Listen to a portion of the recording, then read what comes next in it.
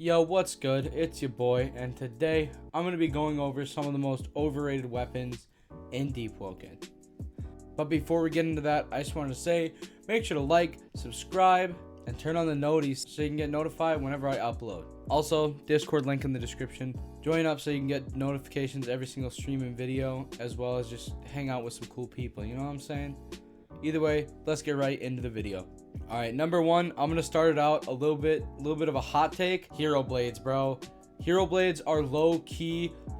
So, I will give reasons, of course. Number one, the damage, bro. The damage is worse.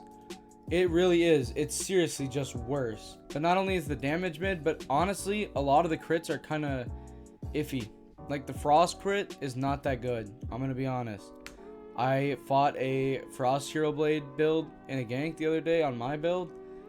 I literally 5-barred, bro.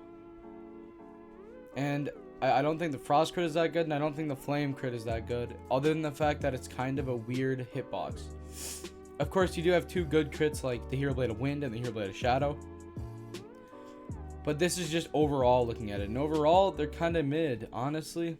They do have about average speed. You know, honestly, you'll probably get more of an alloyed Falchion. You'll get about the same thing out of Kyr's Blade and alloyed Shotel and alloyed Vigil Longsword.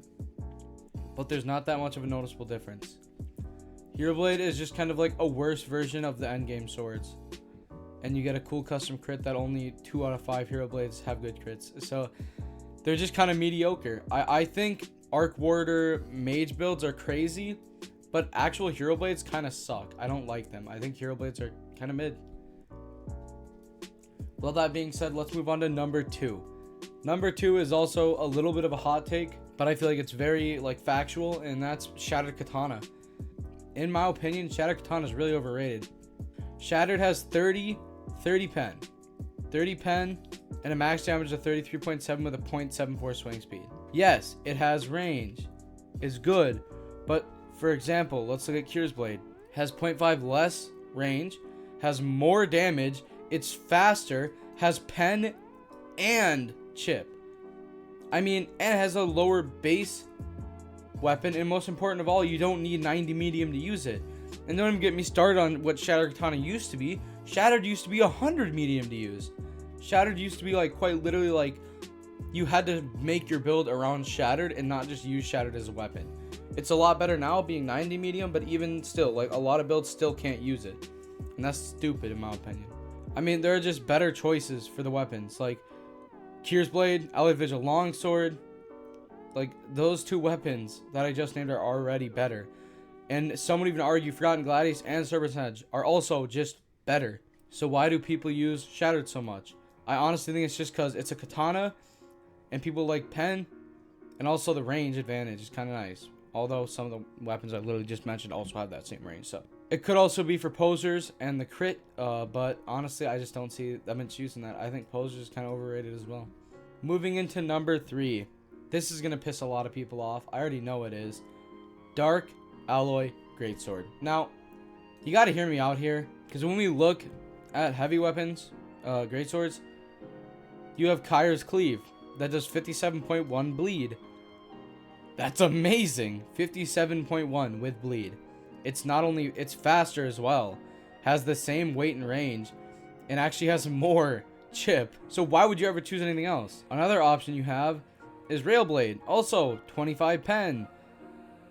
Really freaking good, bruh. That is really good. It has 39.8 damage and a 0.68 swing speed. I mean, that's so good. I mean, realistically, Railblade is better than Dark Alloy Greatsword. The only reason you wouldn't take it is if you couldn't get a Railblade. And then the final one, right? The final one, this is better. Just in every way. Enforcer's Blade. It has more chip. It has more damage. It's 0.01 slower. It has 1 less range, but it also has 1 more weight and has one of the most obnoxious crits in the game. Seriously, have you seen the boom, boom, boom, boom? I don't like the Enforcer weapons because you have to deal with that stupid crit. That crit is so busted. I mean, seriously, bruh. Alright, moving on. Number 4. Cerulean Knife. If you are still using Cerulean Knife in 2023, you're a goober. You're actually a goober. it is just not great. The damage is, the pen is less than most other endgame weapons, and you also have like around the same if not less swing speed.